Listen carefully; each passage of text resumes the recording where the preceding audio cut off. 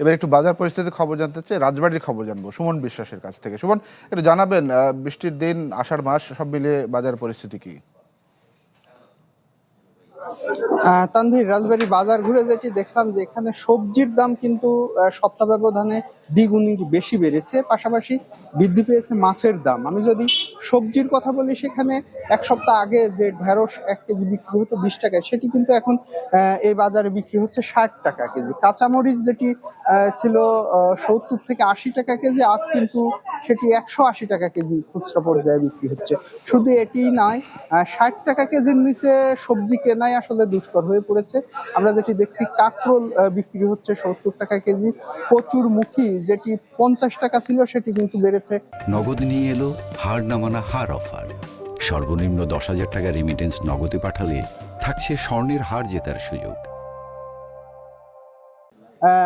এখন 70 টাকায় বিক্রি হচ্ছে। এর পাশাপাশি বেগুন 60 টাকায়, মিষ্টি কুমড়ো 25 থেকে 30 টাকা ছিল, সেটি বিক্রি হচ্ছে এখন 50 টাকা কেজি। একটি লাউ, মাঝারি মানের যে লাউ, সেটিও কিন্তু বিক্রি হচ্ছে 70 টাকা। মাছ বাজারের কথা যদি বলি, ইলিশ মাছ 1 কেজি ওজনের ইলিশ মাছ 3,000 থেকে 3200 টাকায় কিন্তু এখানে বিক্রি হচ্ছে। ফলে সেটি নিম্নবিত্তের আসলে ক্রয় ক্ষমতার একদমই বাইরের। ছোট যে ইলিশ রয়েছে 400 গ্রাম ওজনের, সেটিও কিন্তু বিক্রি হচ্ছে 1300 থেকে 1400 টাকা কেজি। চাষের যে মাছ রয়েছে, সে মাছেরও কিন্তু দাম বৃদ্ধি। সব ধরনের মাছেই 20 থেকে 50 টাকা কেজিতে বেড়েছে। আমরা আসলে জানতে চেয়েছিলাম সবজির দামে এই অস্বাভাবিক বৃদ্ধির কারণ। ব্যবসায়ীরা যেটি বলছে যে টানা বৃষ্টিতে সবজির যে উৎপাদন, সেটি আসলে ব্যাহত হয়েছে। ফলে চাহিদার তুলনায় উৎপাদন কম হওয়ার কারণেই এই বাজারের প্রভাব পড়েছে।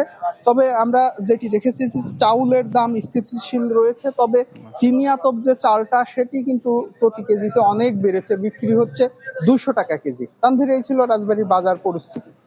জি, ধন্যবাদ আপনাকে আমাদের সঙ্গে যুক্ত হওয়ার জন্য। সুমন বিশ্বাস জানাচ্ছিলেন বাজার পরিস্থিতির খবরাখবর। শ্রাবণ মাসে আসলে বাজার পরিস্থিতিটি কেমন, সেটি আসলে তিনি জানাচ্ছিলেন আমাদেরকে।